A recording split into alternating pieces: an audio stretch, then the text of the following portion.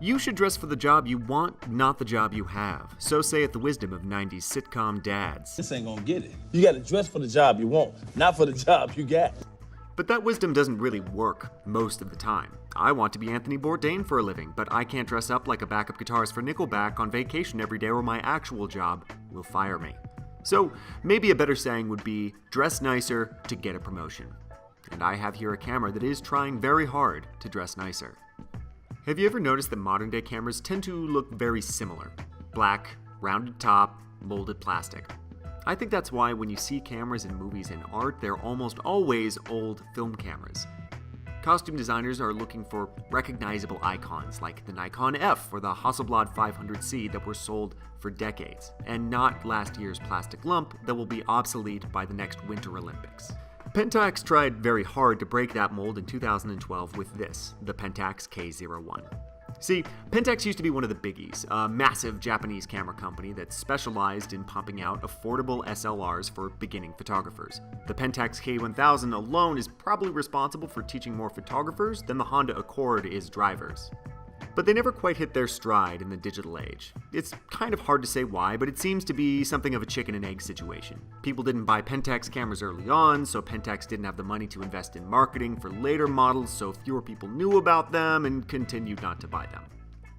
That's why Pentax started to get very loud around 2010.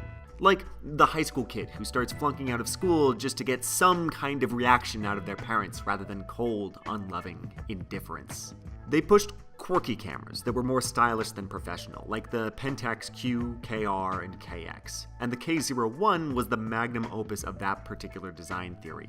Be so yellow, they can't ignore you, it says. It's not often that you see a camera with someone's name painted on it, but the K01 bears the name of its designer, an Australian named Mark Newson, who Wikipedia says is well known for designing chairs. And he'll tell you straight up that attitude was the main spice in the sauce. If we can at least differentiate the product visually with everything that the competitors are doing, it's a great thing. As much as professional photographers cringe to hear it, cameras are often accessories, like handbags and vape pens. There's a reason people love to tote around their parents' old film cameras on Navajo pattern camera straps, and it's not out of love for film as a medium. But it's rare to see a modern camera that wears its fashion forwardness with pride. I bought a K01 on eBay, an orphaned little bird with a broken wing, by which I mean a missing mode selector dial. After finding the one remaining part on the internet, I sewed it back together and took it to an art museum where it seemed like it would fit in.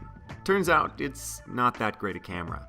It's really uncomfortable to hold because human hands do not naturally take the shape of a Kleenex box. The controls are clunky and loud. It rattles and shakes like a Rubik's Cube after a decade in the toy box at a daycare.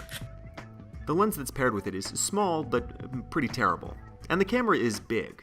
I'm sorry, did I say big? I mean colossal. It's a brick. It's an aircraft carrier. With a bit of mortar, you could build a hurricane shelter out of these. The last time that I had a jacket with pockets that could accommodate the K01, somebody pointed out that I was actually wearing a potato sack stitched to a circus tent. And it's big for a dumb reason. Pentax has this thing where they want all of their cameras to use the same mount, the K mount, the same one they've been using since 1975. But for that to work, they need to make sure that the distance between the sensor and the back of the lens is the same on all of their cameras. This is called the flange distance, and it hadn't created a problem up to that point because film SLRs and DSLRs both need to have a mirror in front of their film plane. But the K01 doesn't. It just has a cavernous bat cave-sized space that has no utility unless you're looking for a place to store a handful of almonds. Every other camera manufacturer has skirted around this problem by building mirrorless cameras with short flange distances and a bunch of new lenses that fit them. Then, for people who want to use older lenses, they say, buy an adapter. But Pentax probably didn't have the money to do that. The Pentax Q, which had been launched the year before with a big new lineup of lenses, was a total flop, and the Pentax camera division had just been sold off to Ricoh, so you can understand the appeal of pushing out a camera that relied on panache more than new tech. It was cheaper. In one sense, it totally worked. People noticed the K01. It even won some awards for its design. But in a much more real sense, it was a total failure. The camera didn't sell, and it was discontinued everywhere but Japan within a year. This is the second version of a script that I recorded for this video. The first was pretty mean, to be honest. I made fun of the camera. I made fun of the way that Mark Newson's name is all over the thing. I made fun of the way that Pentax only ever seemed to care about its looks.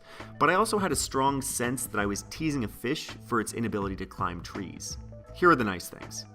I did get stopped and asked about this camera while walking around in the street. It started conversations. It put street subjects at ease because it's so clearly a non-threatening, friendly little device, like a portable tray of watercolor paints, rather than the bulging Xerox machine that better describes anything made by Canon or Nikon.